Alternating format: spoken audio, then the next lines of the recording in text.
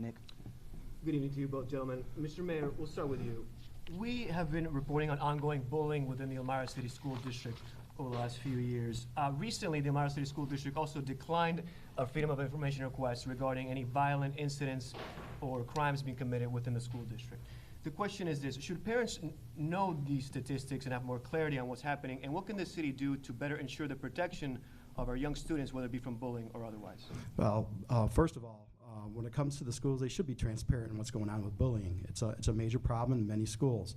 As we know, that we have school resource officers supplied by the Chemung County Sheriff's Office to keep schools safe.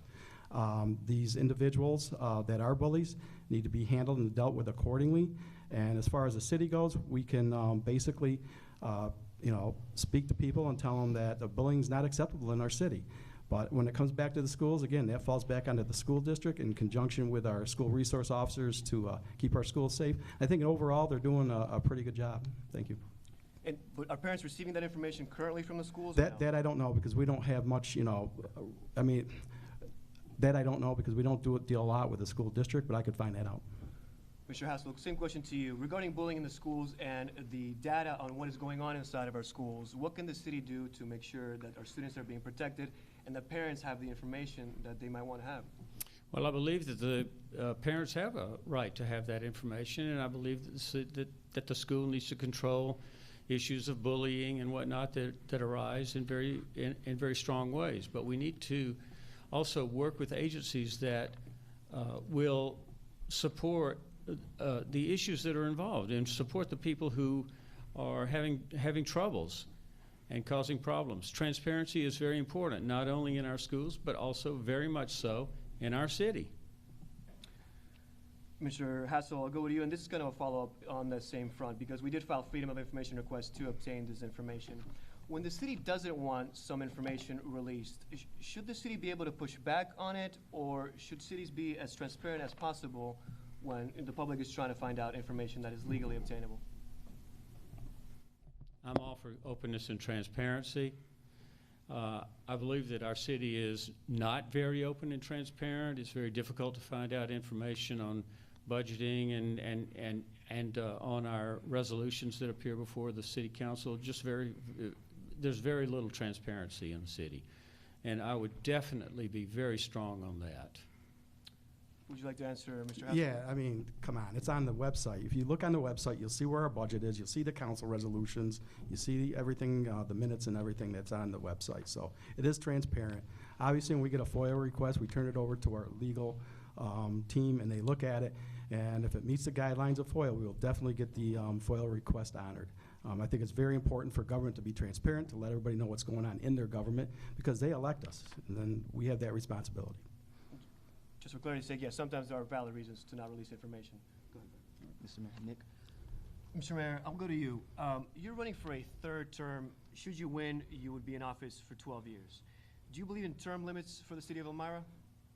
No, I don't, because we're a small community. So the bottom line is the voters make that decision, whether they want me for a third term or not. It's based on my performance. Frankly, I think my performance has been, I've done very well. You can just see it in the city right now with all the development that's going on and the new things that are happening in the city, the people that are starting to move into the city. So it's up to the voters. Term limits, to me, it's hard to find qualified people to run for office in a city this size. So I'm right now against term limits. Mr. Hassell, do you believe in term limits? I certainly do. I personally would prefer 2 terms as the limit. I think that career politics, which is what Mr. Mandell is talking about, is a disservice to democracy. And there are plenty of people who will run. We need new ideas constantly. We need a turnover. We need new challenges. So I think that new involvement in our politics and new people running is important. It refreshes us. It gives us new life. Mr. Mayor, would you like to respond to that comment? Absolutely. For a whole hot $11,500 a year, I don't think I'm a career politician. I do it because I love the community, and I do my dedicated service to this community because I love the community. Again, if you're doing a good job and things are headed in the right direction, there should not be term limits on a small community like this, in my opinion. And I'll be honest with you, I received calls from Democrats and Republicans asking me to run for a third term. It's very demanding, this job, and I give it 150% because I love this community, and I'm looking forward to do the next 4 years for the same reasons. I'm not doing it for any type of personal gain. I'm doing it simply because I love Elmira. I was born and raised here, and I see a lot of movement. Look, if I didn't see the movement that we see right now and the improvement, we're going through a renaissance right now, I would not have ran for a third term. Thank you. Mr. Mayor, I'll go to you. The latest U.S. Census data shows that for Chemung County, the population is declining. It also shows the age group 65 and above is growing, younger age groups are contracting.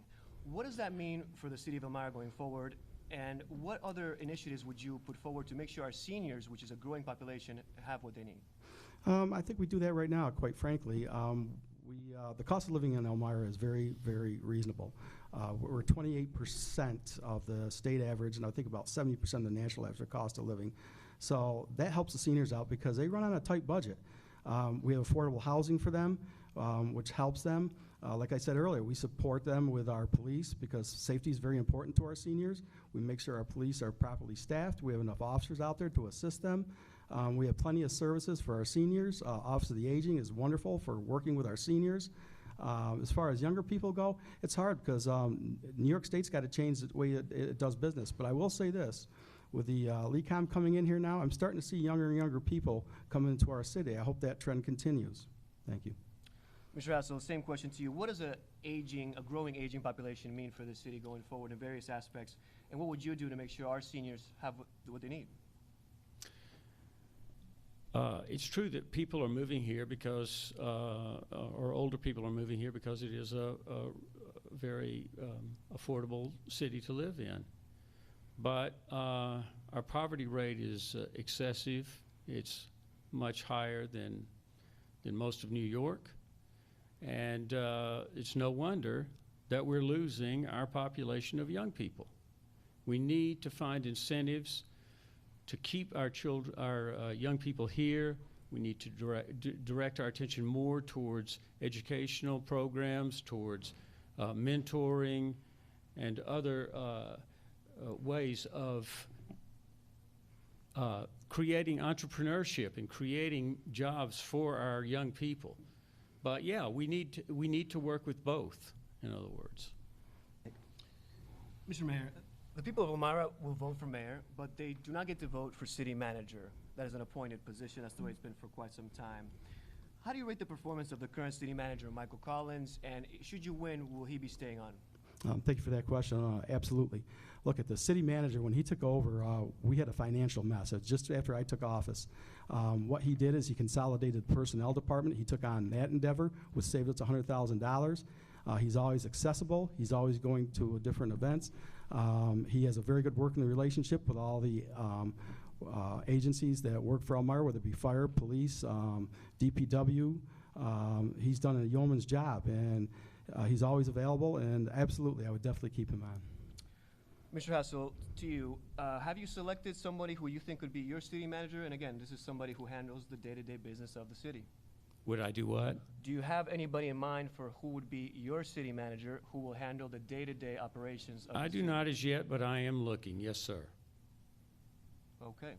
I want to clarify something that was discussed earlier, very quickly clarify something.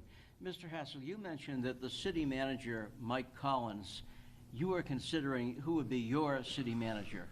Correct. Does that mean you're not satisfied with the current city manager, Mike Collins?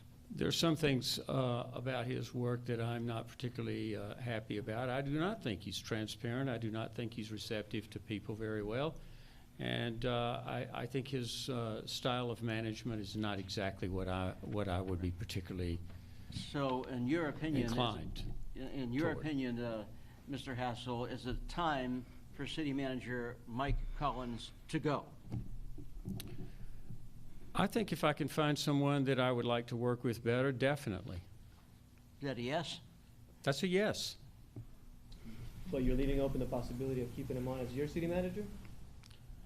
Well, at least for the time being, I don't know. I'm looking. Mr. Mayor, to follow up on the garage, as you said, the city is investing upwards of $2 million into the Centertown parking garage right across the street. Freedom of information requests show that in the month of August alone, the Elmira PD responded 13 different times for various reasons. They also do a lot of patrols in there as well. There was also a cleanup conducted inside the garage prior to a leak-on ceremony, which is the medical school, Right. at the request of the Clemens Center, where graffiti was painted over and other things were cleaned up. Should people who use the garage every day be able to expect a safe and clean environment at all times, not just when an influential entity requests it? Yeah, absolutely. They should expect it, and they deserve it, basically. The parking garage, again, with our updates that we're going to do here shortly with the infrastructure, the bottom line is you need somebody in there 24/7 to patrol it, and that's not going to happen. It's just cost prohibitive. As far as the people that go in there and commit the crimes, all they get is an appearance ticket, and they're back on the street, and they're back in the parking garage. So it's a very difficult task to keep those people out of there. As we move forward with the parking garage, you'll see those changes coming very soon. You will see our crews over there cleaning up periodically to keep that parking garage clean.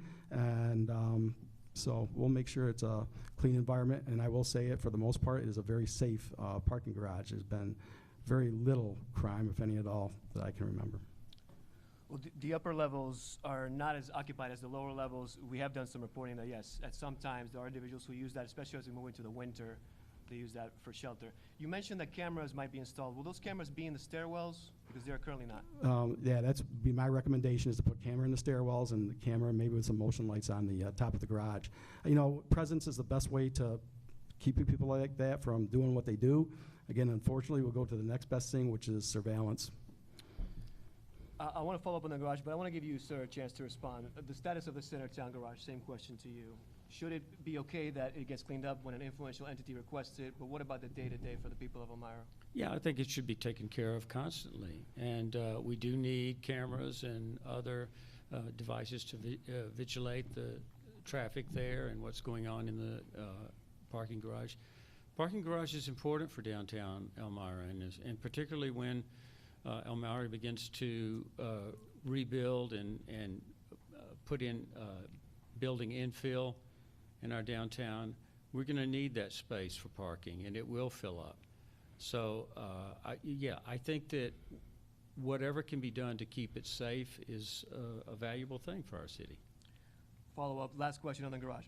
But the elevators, as far as our reporting is concerned, for many months, at least since January, they've been out of service. One was briefly repaired for this LECOM event, but all three of them, at last check, are down. Is that not an issue with the American with Disabilities Act, and when will that be addressed finally? It probably is an issue with the American Disabilities Act. I don't know what the solution is. I know that that has been the case, and certainly elevators are important. People need it, and particularly elderly people need it. We need to make our city a walkable city, an inviting city. So anything we can do to promote that is valuable. So, Mayor, back to you. Within those $2 million, is an elevator fixed in that money? I was going to tell you, I've got the answer for that for the elevators. Yes, they are. We are going to be purchasing elevators, new elevators for the garage, and they will be installed as soon as we get them, and as soon as all the quotes come back and we get our bidder, lowest bidder, in to do the job. We have a rough timetable on when, or? I wish I could tell you. Government doesn't always move at the speed of light, and I'm coming from private business with my parents, and I sometimes don't like the way government moves, so as soon as possible. Thank you. Mr. Mayor, you mentioned you went to a show at the First Arena. When the First Arena first opened in 2000, it was touted as an economic engine that could help revitalize downtown Elmira. It's recently come under new management, as you well know. It's now under the Chemung County Industrial Development Agency. Prior managements have been Elmira Mammoth and others. Why has the arena struggled to live up to its expectations? Well, I thought initially when it was built, it probably wasn't the best place or best idea, but these arenas are very, very difficult to be successful. Well, usually what happens, if you look what happened with Binghamton, is that Broome County ended up taking over the arena, and they ended up basically realizing that the arena's basically going to run in the red most of the time. So we want it to succeed. We're hoping this new plan that they come up with the IDA, that it does work. I know they're out there marketing. I've seen different concerts coming. We got the hockey team going, and so I'm hoping it's going to be a huge success. But you know, these arenas are very difficult, and they're so. Should the first arena be privately held and run and not run by the county? I think at some point it definitely should be. If they could sell it to somebody that would like to purchase it, one, it would go back on the tax rolls, and two, they'd you know, they'd be responsible for the upkeep and everything instead of the IDA. Now, there are other venues that book consistent shows and pack their venues, but not the arena. And the Elmira River Sharks, they recently announced that their home game has been rescheduled due to some issues with the ice machine. So let's go to you, Mr. Hassell. What is your opinion of the first arena? Why does it struggle to be as successful as it could be, and what would you do about changing that? Well, first of all, it was ill-conceived, I think, right from the beginning. It does suffer from needs. I mean, it's certainly not in the best shape possible. It's fortunate that the city has gotten rid of it, although it did pump a lot of money into that building. So I think at least for the time being, we're stuck with it. I like hockey, but you know, we don't. We need more of an infrastructure and businesses down around the arena to really make it thrive. And I hope we'll get there. And do you think the arena should be privately run instead of the county? Well, I certainly would like to see it on the tax rolls.